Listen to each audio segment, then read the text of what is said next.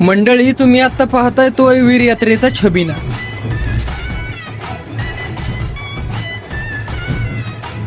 चाल तर चुकणार नाहीच, पण ताल पण चुकणार नाही, इतका पक्का सराव आहे गावकऱ्यांचा. हे ढोल आणि तो आवाज, हे काही वेगळ्या प्रकारचे ढोल आहेत. हे सगळं शांत बसून जे ऐकताय ती आहे भाकणूक. भाकणूक म्हणजे भविष्यवाणी. ऐका जरा.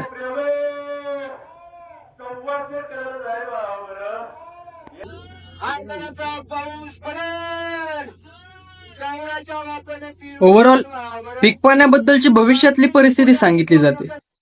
गुलालामध्ये शिवलिंग बनवणारा हा कलाकार. झालं, पालखीचं दर्शन झालं. आता दिवस उजाडायची वाट पाहूयात, कारण मुख्य मारामारीचा कार्यक्रम म्हणजेच रंगशिंपण तर भेटूयात तिसऱ्या आणि शेवटच्या पार्टमध्ये.